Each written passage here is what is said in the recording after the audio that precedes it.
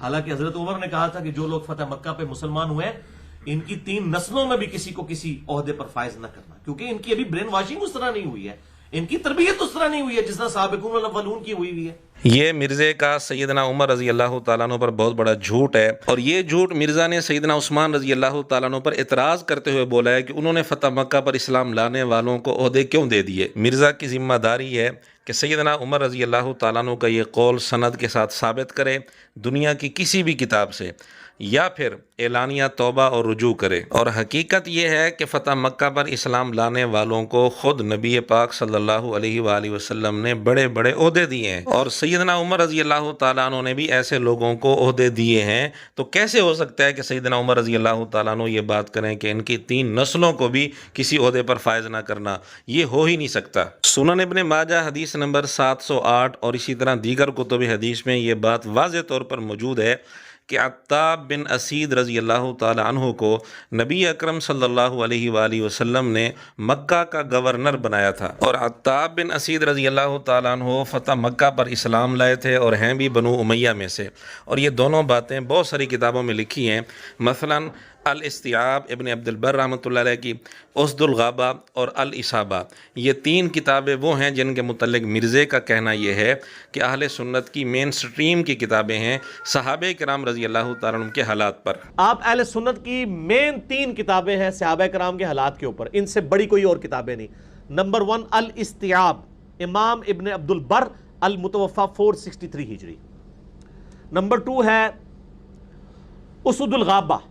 امام ابن اسیر رحمہ اللہ تعالی، المتوفى 630 ہجری۔ 8000 صحابہ کے حالات زندگی اس میں جمع کیے انہوں نے، اور اسی کی شرح لکھی ہے ابن حجر اسقلانی، المتوفى 852 ہجری۔ اس شرح کا نام ہے الاصابہ، اسد الغابہ کی شرح ہے، اور یہ ساری اردو میں آ چکی ہوئی ہیں۔ ان تینوں کتابوں میں عتاب بن اسید رضی اللہ تعالیٰ عنہ کے حالات آپ خود پڑھ کے دیکھ لیں، آپ کو واضح طور پر یہ پتہ چلے گا کہ یہ بنو امیہ میں سے ہیں، اور فتح مکہ کے موقع پر اسلام لائے، اور نبی پاک صلی اللہ علیہ وآلہ وسلم نے ان کو مکہ کا گورنر بنا دیا۔ اور اسد الغابہ وغیرہ میں یہ بھی لکھا ہے کہ جب یہ گورنر بنے ان کی عمر 20 سال سے کچھ زائد تھی، یعنی 21-22 سال عمر تھی جب گورنر بنے۔ اور اسی اسد الغابہ میں یہ بھی لکھا ہے کہ حضور علیہ الصلوۃ والسلام نے اس موقع پر فرمایا تھا کہ اے عتاب، تجھے معلوم ہے کہ میں نے تجھے کن لوگوں پر گورنر بنایا؟ میں نے تجھے اللہ والوں پر گورنر بنایا، اور ساتھ ہی حضور علیہ السلام نے فرمایا اگر ان کا گورنر بننے کے لیے تجھ سے بہتر کوئی آدمی میرے علم میں ہوتا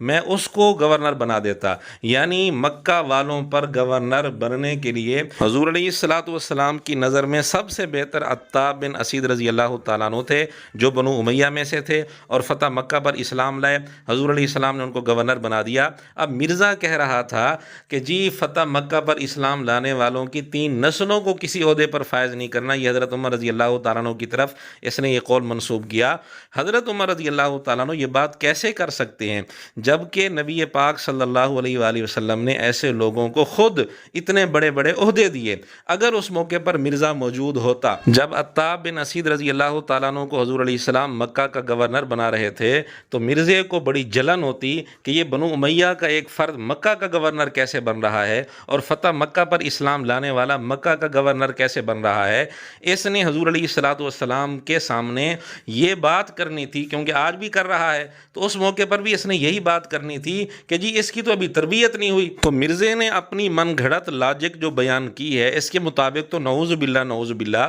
حضور علیہ الصلوۃ والسلام نے یہ کام غلط کیا تھا، نعوذ باللہ۔ بہرحال حضور علیہ الصلوۃ والسلام کا عتاب بن اسید رضی اللہ تعالیٰ عنہ کو مکہ کا گورنر بنانا یہ مرزے کے منہ پر بہت بڑا تماچا ہے، اور یہ اس بات کی دلیل ہے کہ جو لاجک مرزا بیان کر رہا ہے یہ در حقیقت لاجک نہیں بلکہ حماقت ہے۔ اور یہ عتاب بن اسید رضی اللہ تعالیٰ عنہ کے متعلق ہم نے 3 کتابوں کا حوالہ اس لیے دیا ہے کہ ان 3 کتابوں کی مرزا بڑی تعریف کرتا ہے، ورنہ یہ باتیں ان 3 کتابوں کے علاوہ اور بھی بہت ساری کتابوں میں موجود ہیں، مثلا طبقات ابن سعد میں آپ دیکھ سکتے ہیں، بلکہ ویکیپیڈیا پر آپ دیکھ سکتے ہیں۔ ویکیپیڈیا کے متعلق مرزا خود کہتا ہے کہ یہ سب سے اتھینٹک ذریعہ ہے معلومات کے لیے، تو اس پر بھی آپ دیکھ سکتے ہیں۔ اسی طرح ایک اور صحابی ہیں یعلا بن امیہ رضی اللہ تعالیٰ عنہ، جو بنو امیہ میں سے تو نہیں ہے لیکن فتح مکہ کے موقع پر اسلام لائے، اور حضرت عمر رضی اللہ تعالیٰ عنہ نے خود ان کو ایک علاقے کا گورنر بنایا، اور یہ دونوں باتیں اسد الغابہ، الاصابہ، الاستیاب تینوں کتابوں کے اندر موجود ہیں، جن کو مرزا آل سنت کی مین کتابیں قرار دیتا ہے